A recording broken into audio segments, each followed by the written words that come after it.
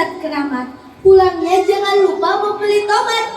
Jikalau Anda umat Nabi Muhammad, juga salam saya dengan semangat.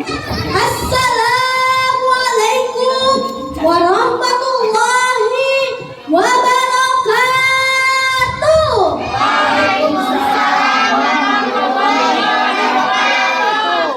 Alhamdulillahi summa alhamdulillahi bidikri tatma'innul qulubi wa tanmalikul usubi wa huwa allazi wa'aqal insana bil husni wa sururi wa do'atan lil muttaqina zazilan zuhra ahabba mahmudi wa hajalabi mas'ulin amma ba'di. Bapak Ibu Dewan Juri dan para guru yang saya hormati serta teman-teman yang saya sayangi, marilah kita senantiasa bersyukur kehadirat Allah Subhanahu wa Ta'ala karena rahmat, taufik dan hidayahnya. Sampai detik ini kita diberi nikmat sehat, nikmat iman dan nikmat Islam.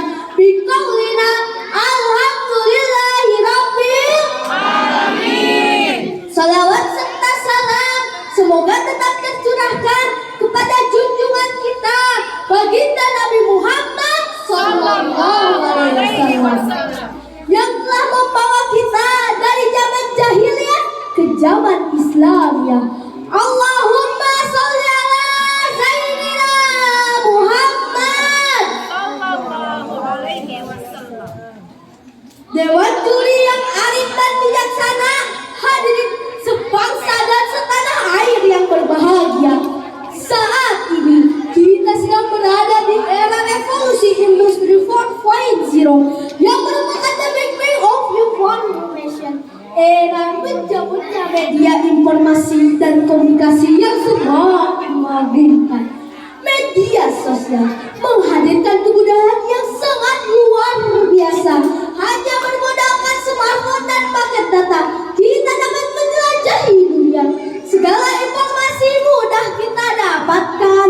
Kerabat jauh seakan ada di depan mata. Hingga aplikasi sambil semakin menggila tanpa batas meraup kekayaan. Betul hadirin? Betul. Hadirin yang berbahagia, Kementerian Komunikasi dan Informatika mengabarkan bahwa pengguna internet di Indonesia diperkirakan mencapai 197 juta jiwa. Namun sayang hadirin, para pengguna media sosial mulai mengabaikan nilai-nilai moral dan etika. Kita perhatikan banyak tayangan kekerasan yang merajalela, tontonan negatif yang dapat merusak mata, aktivitas dunia maya mengalahkan dunia nyata. Bahkan hadirin, oknum-oknum yang tak bertanggung jawab yang semakin durjana.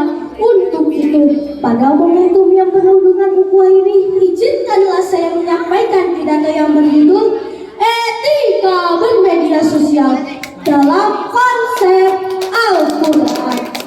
Sebagai rujukan firman Allah di dalam Al-Quran surat Al-Hujurat ayat 6 sebagai berikut.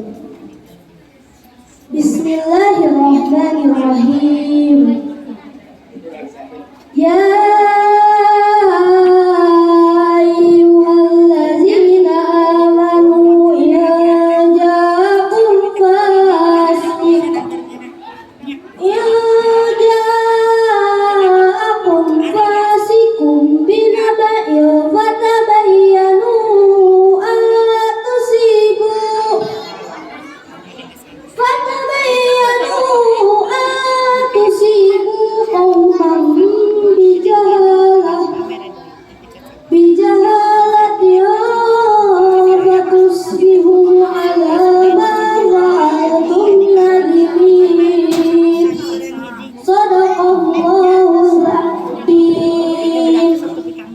Dewan juri yang saya muliakan, hadirin seiman dan sekeyakinan yang saya banggakan, Profesor Dr. Muhammad Qudai Shihab di dalam kitab tafsirnya Al-Misbah jilid 12 halaman 587 sampai dengan halaman 590 menjelaskan bahwa lafaz dawa yang berarti berita yang penting, sedangkan kata khabar yang berarti kabar secara umum. Baik penting maupun tidak, ayat ini membawa pesan bagi kita akan pentingnya memilih informasi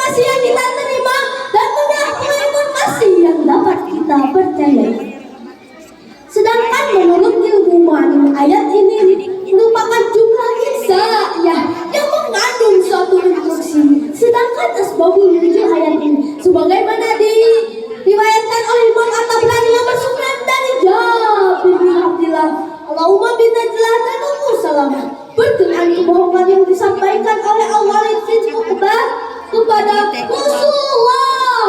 Ketika Rasulullah hampir terprovokasi melakukan tindakan destruksi, maka turunlah teguran, "Jika aku kasih bina bayu kota bayanu, jika datang kepadamu orang fasik membawa suatu berita, maka bertabayunlah." Hadirin yang berbahagia, kita lihat akhir-akhir ini teknologi di Indonesia yang semakin mengagumkan. Aplikasi-aplikasi yang baru muncul menghasilkan uang, sementara kita lihat angka pengangguran yang semakin melambung, ujaran kebencian yang selalu menyinggung budaya asing masih tak lagi terbantu.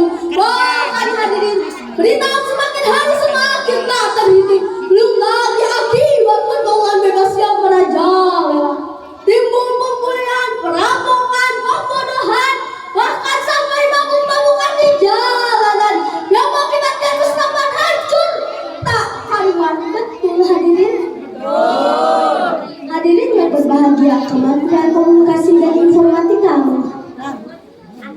Lalu bagaimanakah Islam dalam menanggapi persoalan tersebut? Sebagai jawabannya, marilah kita sama-sama renungkan firman Allah di dalam Al-Quran surat Al-Imran ayat 104. Bismillahirrahmanirrahim. Waltakum minkum ummatun yad'una ilal khairi wa ya'muruna bil ma'rufi wa yanhauna 'anil munkar wa ulaika humul muflihun. Shadaqallahul azim. Dewan juri yang saya muliakan, hadirin seiman dan sekeyakinan yang saya banggakan, Imam Ibnu Katsir di dalam kitab tafsirnya, Tafsir Ibnu Katsir, menjelaskan bahwa maksud dari ayat ini, hendaklah atas golongan yang selalu siap siaga dalam menjalankan tugas ini. Meskipun hadirin, tugas ini merupakan kewajiban setiap individu, sebagaimana diriwayatkan dijelaskan dalam kitab Sahih Muslim dari Abu Hurairah radhiyallahu anhu, ia berkata, Rasulullah sallallahu alaihi wasallam bersabda, "Barang siapa di antara kalian melihat suatu kemungkaran, maka hendaklah ia mengubah dengan tangannya. Apabila tidak mampu, maka hendaklah ia mengubah dengan lisannya. Dan jika tidak mampu, maka hendaklah ia mengingkari dengan hatinya. Dan itulah adalah selemah-lemahnya iman." Dari ungkapan tadi dapat saya tarik mutiara kesimpulannya menjadi tiga. Yang pertama, pengguna media sosial memainkan nilai-nilai moral dan etika. Yang kedua, iman dan takwa merupakan kunci kesuksesan dalam membentengi diri di era revolusi industri 4.0. Ya, dan yang ketiga, menyuruh manusia untuk berbuat baik, menyuruh manusia untuk berbuat ma'ruf, dan mencegah dari yang mungkar. Ada kunci keselamatan di dunia dan akhirat. Semangat! Demikianlah yang dapat saya sampaikan. Mari kawan, kita rajut kekompakan, gunakan medsos yang baik juga cermat, selalu memilah kabar yang ada. Saya yakin Indonesia pasti jaya. Jalan-jalan ke Kota Baru, ke rumah nenek langsung dimasak